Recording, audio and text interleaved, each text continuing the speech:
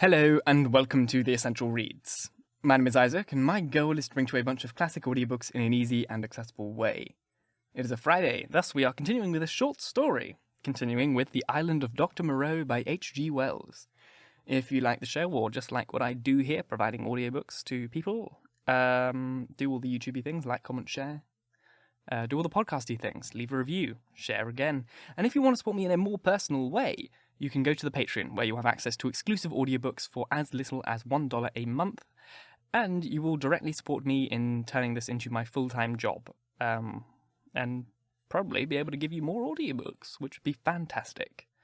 So if that sounds like your thing, go to the Patreon, the link is in the description box, and let's dive in.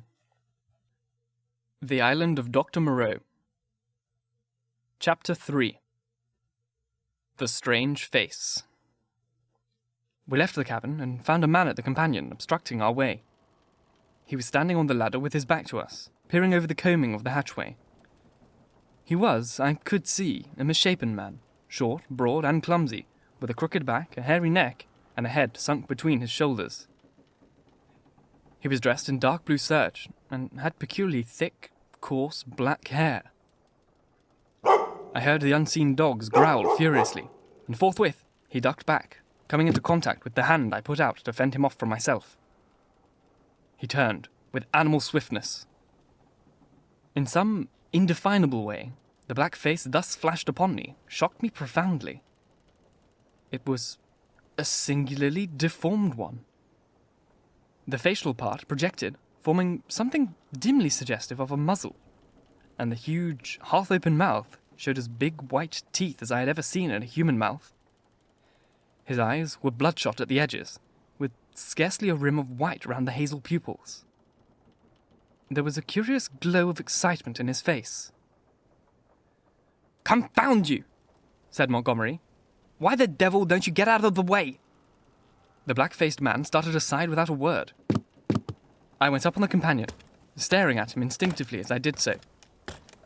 Montgomery stayed at the foot a moment. "You have no business here, you know," he said in a deliberate tone. "Your place is forward." The black-faced man cowered. "They won't have me forward." He spoke slowly, with a queer, hoarse quality in his voice. "Won't have you forward?" said Montgomery, in a menacing voice. "But I tell you to go." He was on the brink of saying something further, but then looked up at me, suddenly, and followed me up the ladder. I had paused halfway through the hatchway, looking back, still astonished beyond measure at the grotesque ugliness of this black-faced creature. I had never beheld such a repulsive and extraordinary face before. And yet, if the contradiction is credible, I experienced at the same time an odd feeling that, in some way, I had already encountered exactly the features and gestures that now amazed me. Afterwards, it occurred to me that probably I had seen him as I was lifted aboard. And yet, that scarcely satisfied my suspicion of a previous acquaintance. Yet, how one could have set eyes on so singular a face, and yet have forgotten the precise occasion, passed my imagination. Montgomery's movement to follow me released my attention, and I turned and looked about me at the flush deck of the little schooner. I was already half prepared by the sounds I had heard for what I saw. Certainly, I never beheld a deck so dirty. It was littered with scraps of carrot, shreds of green stuff, and indescribable filth. Fastened by chains to the main mast were a number of grisly staghounds, who now began leaping and barking at me, and by the mizzen a huge puma was cramped in a little iron cage far too small even to give it turning room. Farther, under the starboard bulwark, were some big hutches containing a number of rabbits, and a solitary llama was squeezed in a mere box of cage forward. The dogs were muzzled by leather straps. The only human being on deck was a gaunt and silent sailor at the wheel. The patched and dirty spankers were tense before the wind, and up aloft the little ship seemed carrying every sail she had. The sky was clear, the sun midway down the western sky. Long waves, capped by breeze with frost, were running with us. We went past the steersman to the taffrail, and saw the water come foaming under the stern and the bubbles go dancing and vanishing in her wake, I turned and surveyed the unsavoury length of the ship. "Is this an ocean menagerie?" said I. "Looks like it," said Montgomery. "And what are those beasts for? Merchandise? Curios? Does the captain think he's going to sell them somewhere in the South Seas?" "It looks like it, doesn't it?" said Montgomery, and turned towards the wake again. Ah! Suddenly, we heard a yelp and a volley of furious blasphemy from the companion hatchway, and the deformed man with the black face came up hurriedly. He was immediately followed by a heavy, red-haired man in a white cap. At the sight of the former, the staghounds, who were all tired of barking at me by this time, became furiously excited, howling and leaping against their chains. The black hesitated before them, and gave the red-haired man time to come up with him and deliver a tremendous blow between his shoulder blades. The poor devil went down like a felled ox, and rolled in the dirt among the furiously excited dogs. It was lucky for him that they were muzzled. The red-haired man gave a yawp of exultation and stood, staggering, and, as it seemed to me, in serious danger of either going backward down the companion hatch or forward upon his victim. So soon as the second man had appeared, Montgomery had started forward. "Steady on there!" he cried in a tone of remonstrance. A couple of sailors appeared on the forecastle. The black-faced man, howling in a singular voice, rolled about under the feet of the dogs. No one attempted to help him. The brutes did their best to worry him, butting their muzzles at him. There was a quick dance of their lithe, grey-figured bodies over the clumsy, prostrate figure. The sailors forward shouted, as though with admirable sport. Montgomery gave an angry exclamation and went striding down the deck. I followed him. The black-faced man scrambled up and staggered forward, going and leaning over the bulwark by the main shrouds, where he remained, panting and glaring over his shoulder at the dogs. The red-haired man laughed a satisfied laugh. "Look here, Captain," said Montgomery, with his lisp a little accentuated, gripping the elbow of the red-haired man. "This won't do." The captain came half round and regarded him, with the dull and solemn eyes of a drunken man. "What won't do?" he said, and added, after looking sleepily into Montgomery's face for a minute, "Blasted sawbones." With a sudden movement, he shook his arms free, and after 2 ineffectual attempts, stuck his freckled fist into his side pockets. "That man's a passenger," said Montgomery. "I'd advise you to keep your hands off him."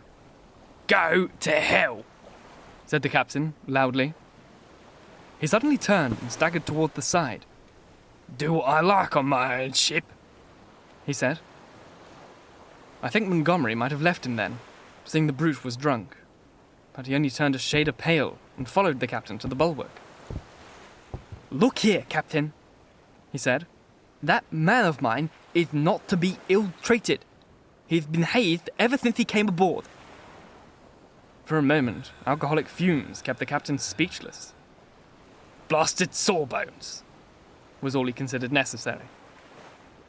I could see that Montgomery had one of those slow, pertinacious tempers that will warm day after day to white heat and never again cool to forgiveness. And I saw, too, that this quarrel had been some time growing. "The man's drunk," said I, perhaps officiously. "You'll do no good." Montgomery gave an ugly twist to his drooping lip. "He's always drunk. Do you think that excuses his assaulting his passengers?" "My ship," began the captain, waving his hand unsteadily towards the cages, "was a clean ship. Look at it now." It was certainly anything but clean. "Crew," continued the captain. "Clean, respectable crew." "You agreed to take the beast." "I wish I'd never set eyes on your infernal island." "What the devil you'd want beast for on an island like that?"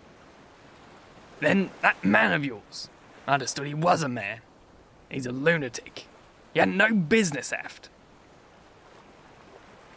"Do you think the whole damned ship belongs to you?" "Your sailors began to haze the poor devil as soon as he came aboard." "That's just what he is. He's a devil. An ugly beast. My men can't stand him. I can't stand him. None of us can stand him. Nor you either. Montgomery turned away. You leave that man alone anyhow, he said, nodding his head as he spoke. But the captain meant to quarrel now. He raised his voice. If he comes to this end of the ship again, I'll cut his insides out, I'll tell you. Cut out his blasted insides. Who are you to tell me what I'm to do? I'll tell you, I'm captain of this ship. Captain and owner. I'm the law here, I tell you. The law and the prophets. I bargained to take a man and his attendant to and from Eureka and bring back some animals. I never bargained to carry a mad devil and a silly sawbones. Well, never mind what he called Montgomery. I saw the latter take a step forward and interposed. He's drunk, said I. The captain began some abuse even fouler than the last. Shut up, I said, turning on him sharply, for I had seen danger in Montgomery's white face. With that, I brought the downpour on myself. However, I was glad to avert what was uncommonly near a scuffle, even at the price of the captain's drunken ill will. I do not think I have ever heard quite so vile language come in a continuous stream from any man's lips before, though I have frequented eccentric company enough. I found some of it hard to endure, though I'm a mild-tempered man. But, certainly, when I told the captain to shut up, I had forgotten that I was merely a bit of human flotsam, cut off from my resources, and with my fare unpaid, a mere casual dependent on the bounty, or speculative enterprise of the ship. He reminded me of it with considerable vigour, but at any rate, I prevented a fight. Thank you so very much for listening. If you enjoyed, please like, comment, share, all that jazz, and if you really enjoyed, do subscribe, because there is more to come. If you're listening on podcast, do all the podcasty things, share, leave a review, etc. And if you really want to support the show in a more meaningful way on either platform, you can go to Patreon. And for as little as $1 a month, you'll have access to exclusive audiobooks. Once again, thank you very much for listening, and until next time, bye-bye.